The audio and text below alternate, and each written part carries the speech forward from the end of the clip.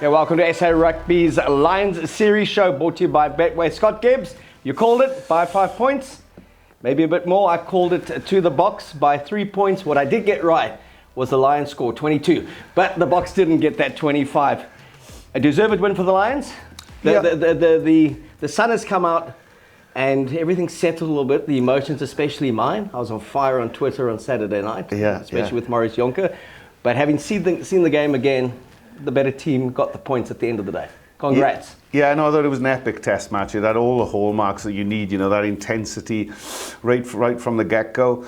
And also, who doesn't love a test match when it's nip and tuck, 12-3 up at half-time. Listen, I wasn't at all nervous. I just thought that the Lions needed to adopt more the South African mentality of maybe pinning the corners and trying to get some opportunity up in the flanks, which yielded, possession and opportunity to the Springboks in the first half, which gave them that kind of footprint to go up at halftime. But epic test match from start to finish, with lots of controversy and subject matters that I'm sure we'll debate. Look, I was pleasantly surprised with the Bok first 40 minutes. I felt they played like a team. They had played a lot of Test rugby since the World Cup, and they played with that World Cup final and semi-final formula. And the Lions looked disjointed. They looked like a team that had never played together again. What was significant, do you think, about their halftime chat? That they would come out and change it so quickly and so radically, and then they got that crucial 7-pointer mix-up between Keohane and Willie Leroux, who takes the ball, forced the penalty, and then the line-out drive, which I think took the Boks a bit by surprise. And I think they thought that ball was going to the back line. Yeah, for sure. And I think even in that instance, conventional wisdom would have said, let's go and take the points. But they went for the line-out drive and opportunistic. For sure, caught them off guard. I think for me, the chat at half-time would be that Gatland would have been a little bit disappointed with the defence of the back three. I thought they spilled too much ball. There was not enough conviction in the air to dominate and diffuse the lateral kicks and the high balls and that. So I think he would have said, listen guys, let's believe in our conviction, let's believe in our conditioning, but I think we need to adopt more of a conservative strategy let's do that, let's peg the corners, let's put the ball up in the air and let's see if we can get some turnover ball, which happened. And slowly but surely they got back into the game, and it left us with that kind of point at the hour mark where reinforcements were coming on and so on. You could see the balance of power shifting and the balance of body language and confidence shifting towards the Lions. The famed Bok bomb squad wasn't there, obviously. They didn't go with a 6-2 split. Would you agree that the Lions bench added a lot more value, a lot more impact when they came on? Well, we've talked a lot during our kind of preview shows about the efficacy of players coming on and their impacts, not only as relieving bodies, but also bringing something to the game. And I thought, that change early with Mako coming in for Wyn Jones made perfect sense. We talked last week about the bench and when you come on, you have to have, ice in your veins and total clarity. And that was something that Hamish Watson obviously didn't bring to. He wanted to get into game, wanted to make that impact, and that should have been a yellow card. There's no ambiguity about that. We've seen that a million times, and this is not like a new intervention. Is that once the horizontal goes above 90, there's no debate. If you look at the Lions squad that was picked, the starting 15, Gatland's got the first win, and you had said they have to get that first one or it's series over. Does the same 15 go out again, or do you think there is a reason to tweak, to tamper with that 15? Well, I know it's a 23-man game, but looking at that starting... Yeah, no, listen, I think it's a perfectly logical question. And also, if you go back in time, go back in history, is that if you're on a winning test match for the Lions, you're almost guaranteed to be a starter the following weekend. I'm sure there's a few banged up bodies too, but given there's so much on this test series, from the Boks perspective to obviously leveled it, and then the great opportunity to go and put this to bed with 2-0. I do feel that Gatland will be bold in the selection, and I think he needs more blunt instruments in the second test to really front up to what is going to be a powerful backlash from the Boks. Where do you see the changes coming, or where would you make changes?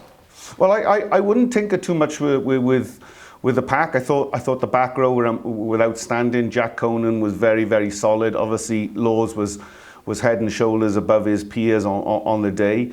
I'd expect a little bit more from Curry, at the breakdown, and also his physicality and pace out wide, linking with his midfield. And I think that's the key axis here: is what is the balance at maybe halfback and 10, 12, 13.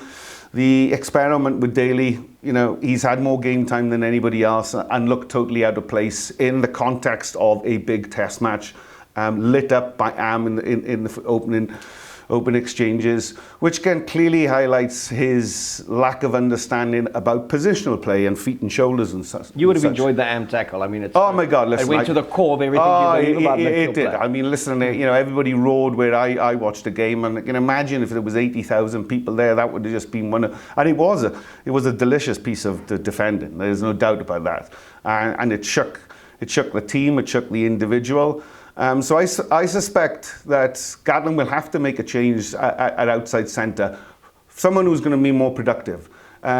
Elliot Daly, very active player, but you can't mistake activity with productivity, and I think that's where he will probably have an issue. I also have a feeling he might change the back three.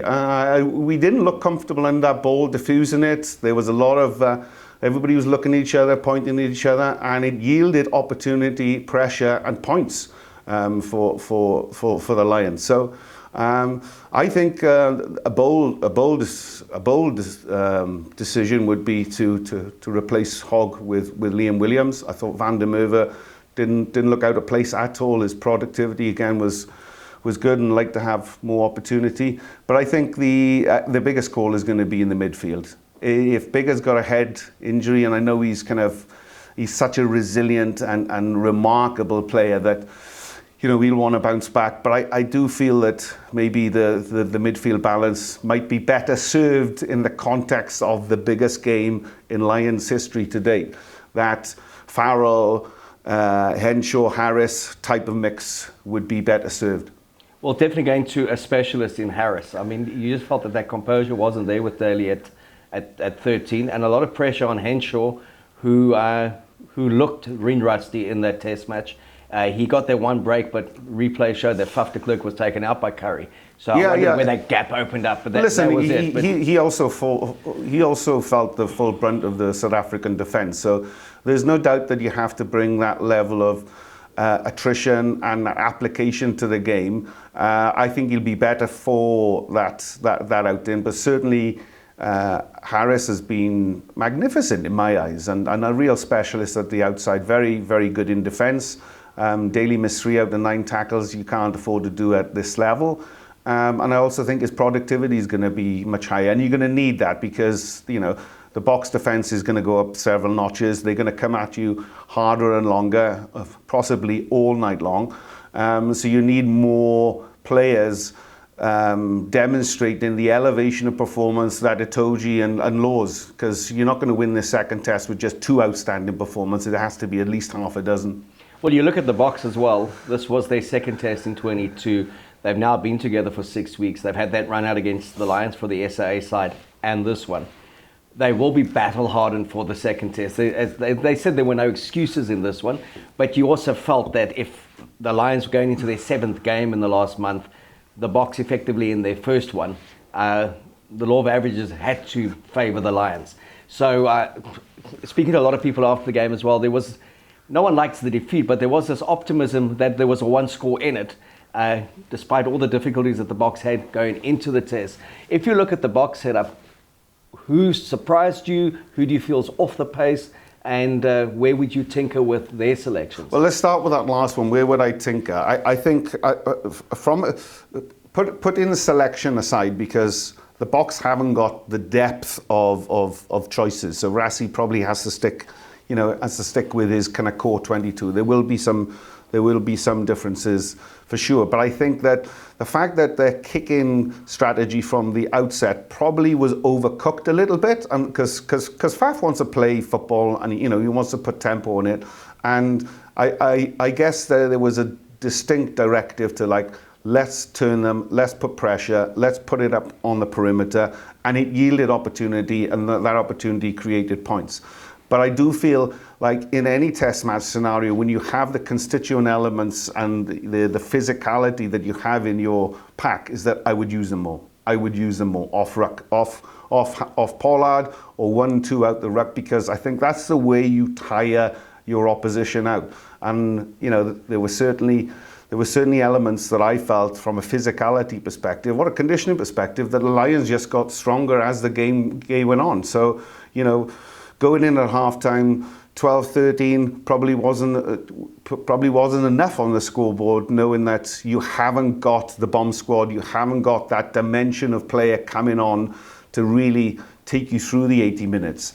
And also, let's be honest about it, unless the Springboks start hard, aggressive, there's a physical presence in the carrying that really targets the middle 30, tires the opposition out.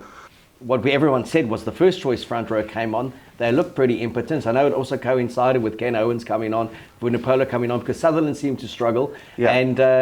And Furlong, who is regarded as the best tight in the world, seemed to be at odds with the height of Oxenshare. Yeah. Really, Yeah. I thought had a, you know, we don't know what goes on in that front row. No. But from a layman's perspective, he seemed to be holding his own and doing particularly well. Yeah, no, and listen, I think that we made the scrum a focal point from the start of our discussions about how important it is at the reset to really dominate, and the Boks caused some dysfunction there. There is no doubt about that. But I think Vunipola did a good job with you know, Malherbe.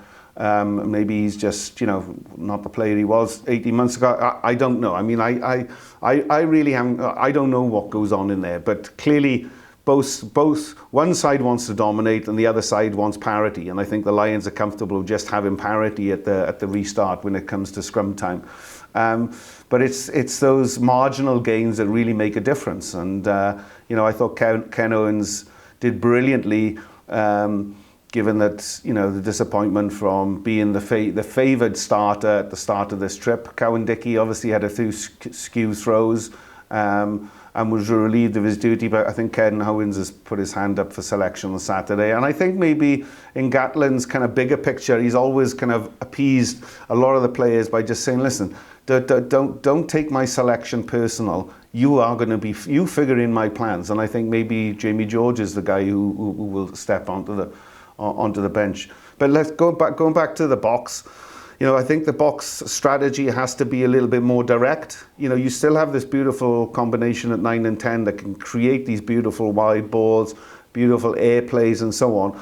But with Delende being such a handful, and I'm not really having much opportunity on the outside, and with the threats that you have in the back three with Mapipi and Leroux, who clearly, you know, you see them on the break. They just got a half a yard quicker than their opposition. So listen, there's still a lot of threat and danger in this Boks squad. Rassie just needs to change it up a bit. I think that the Quagga Smith again experiment maybe didn't work. Quagga Smith is a fantastic player, but he's the guy who likes it when it's wet and dirty. I mean, he's the fox on the floor. He's on the fox on the floor, and that's why you need a big visa to come on now to keep just bulleting at the opposition. Would that go back to your thing of activity and productivity? That's right. Let's not confuse it. You know, so he was active. He's everywhere. You see busy players, but productivity is productivity. That is Delende in one. He's like up and down, bang bang, causing chaos, and also it's like, you know, I mean, we've talked about the nuances of the game, but like you still, if you isolate that back line now, that back line, you kind of go, we need more. You have more. Why aren't we using it more? And if you, so I mean, they can't really change in the backs. We know that that's their best seven that's going to be there. It's, as you said, the approach that they take to the game. If you look at the Bok pack, logic would say a change at 8, given what we saw. And you know, Kwak had 8 carries, but it's ineffective carries. He was carried back half the time. Industrious, great heart, Yeah, great that's effort, it, yeah, great. but no Dwayne Vermeulen, and certainly just didn't have the bulk and the presence Yeah. of what you need against the Lions. You know, interestingly on that, Sam Warburton saying that he would bring Faletau back straight away, Yeah. just because he believes Cronin was strong, but he wasn't exceptional. And in a second test that is very definitive. The Lions win that, they win the series. They lose that, the momentum shifts again to the Boks. So they've got to close it out here, don't they? No, they got to close. Listen, there is no third test. Let's forget about it. There is no third test. This is the mentality that will be discussed now. Is like, we do not leave anything on the table. We have plenty to choose from when it comes to the third test.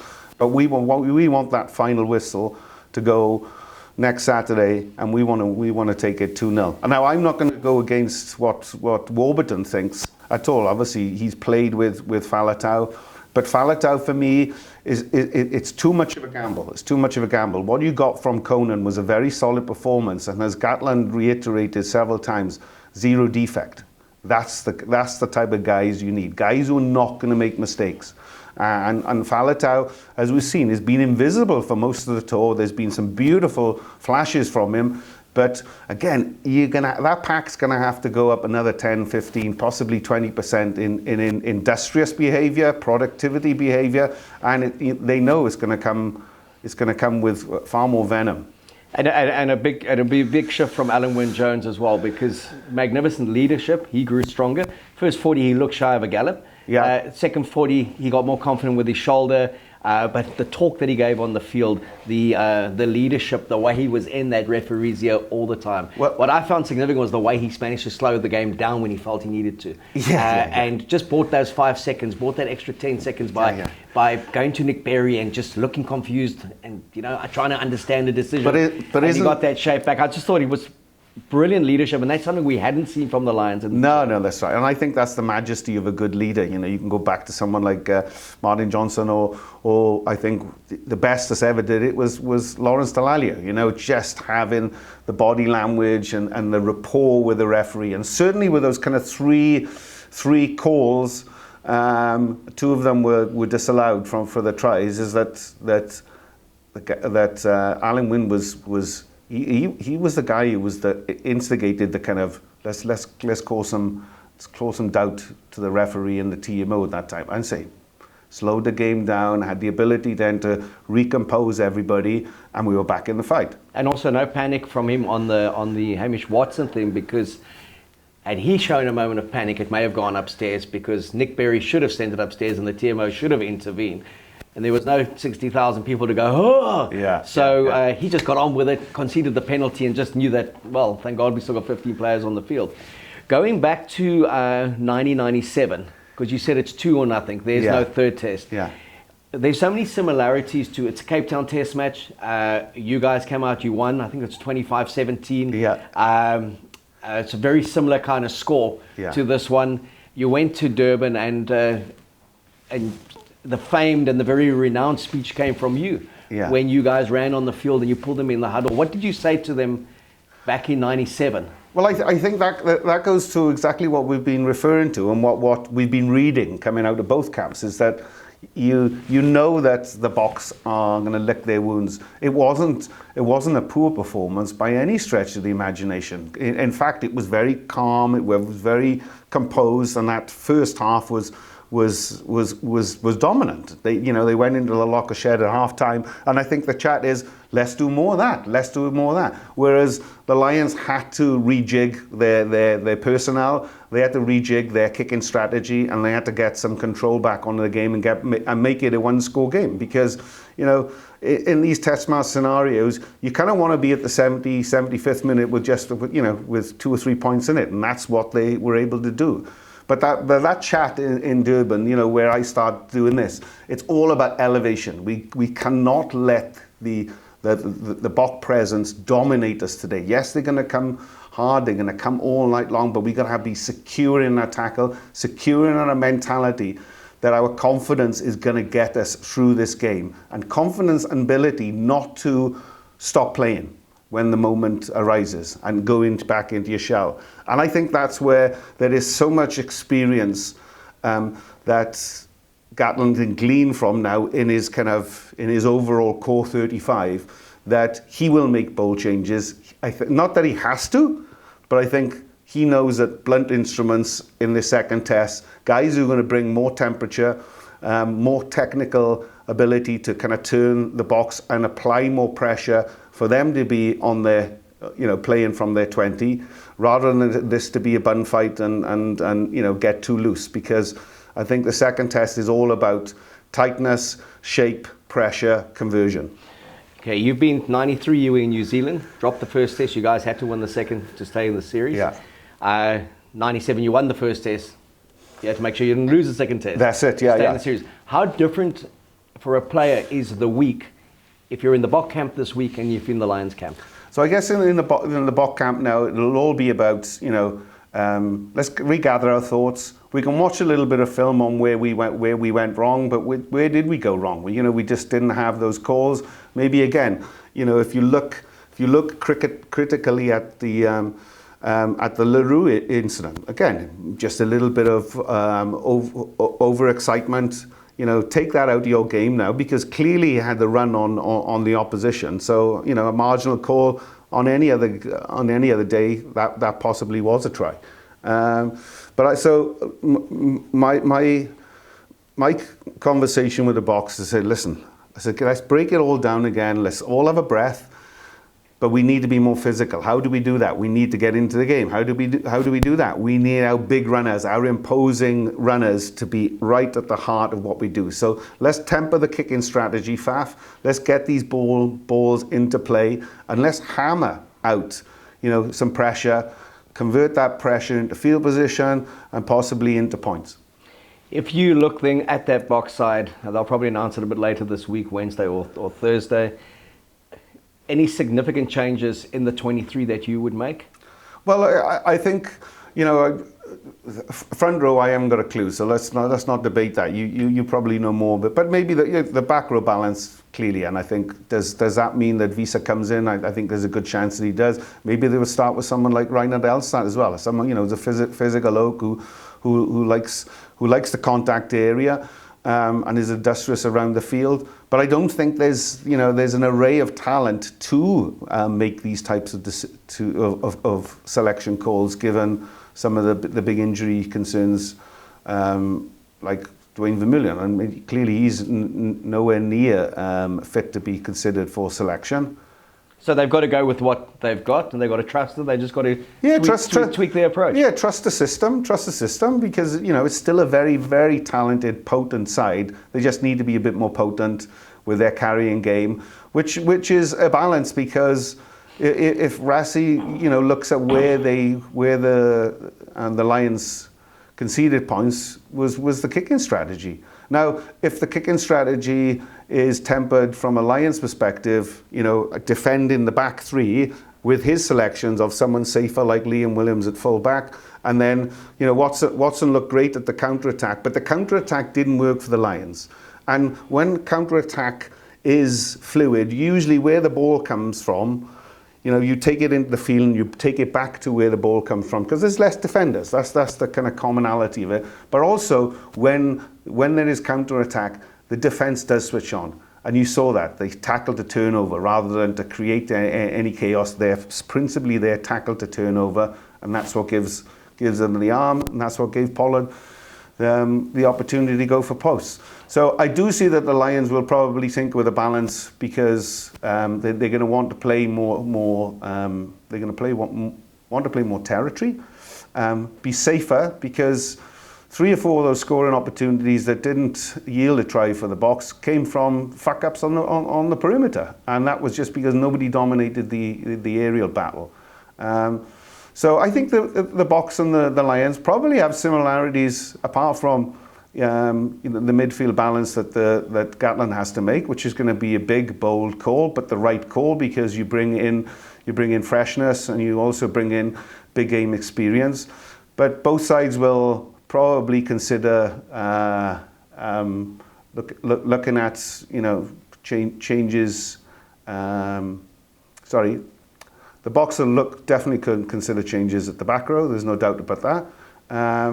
Maybe even the second row. Who knows? In the sense that you have some fresh feet coming on at the end. But I just don't see he has the. I just don't think he has the maybe alert to starting the Franco Master to come on with the endless machine. But if you look at the Lions, one last question, Dan Bigger really I thought played particularly well.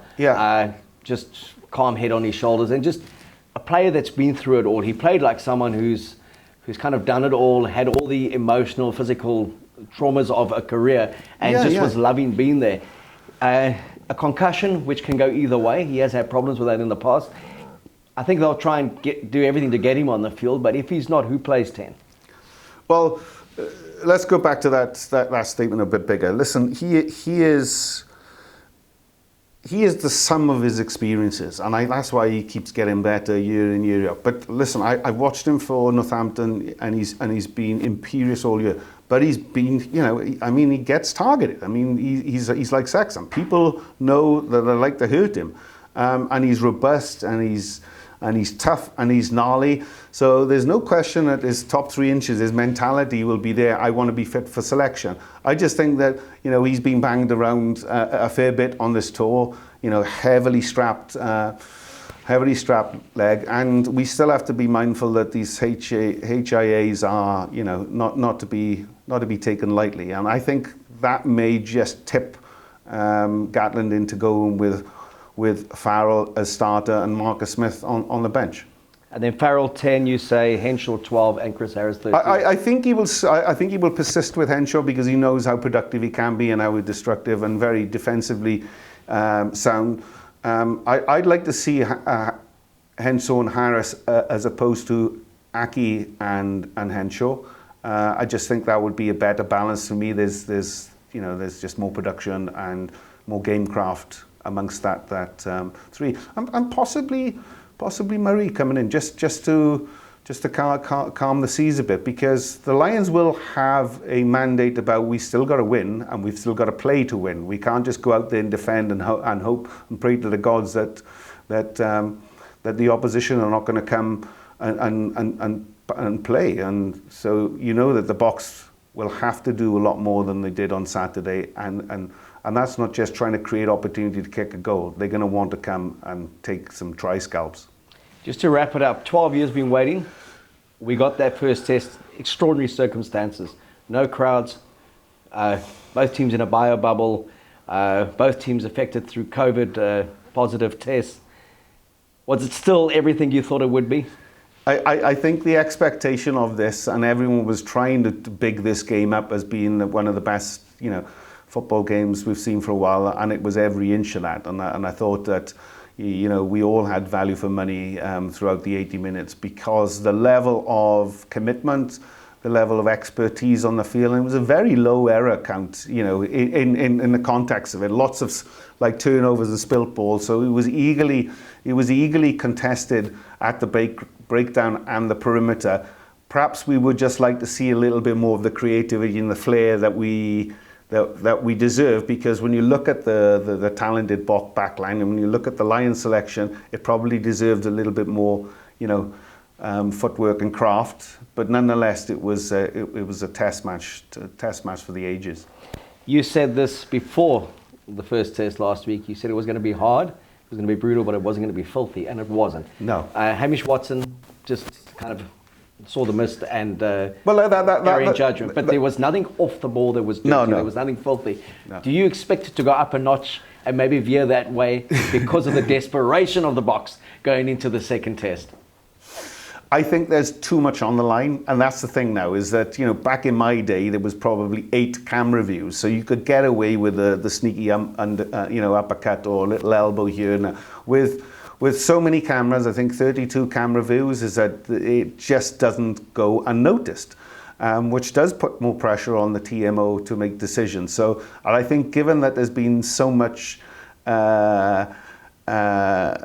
consternation in the press through various people, yourself included, about the TMO and the decision making, is that on Saturday there's going to be a few more anxious people on the sideline, in the TMO, both about making these calls, because no doubt I think the Luru try was probably a try, and the Hamish Watson should have had a yellow. There's no ambiguity about that. And these things alter the, alter the face of the game. So I think, yes, it will be far more physical. It has to be, because both sides expect it to be, but it still has to be a clean fight, because there's too much to lose. All right, well, congratulations, you called it. 1-0 to the Lions. We'll chat later in the week. We'll know what the teams are. If there are any changes to Jacques Nienhaber and Rassie Erasmus' team, if Warren Gatlin has made those bold calls. But it is, at the moment, Lions 1, Springboks 0.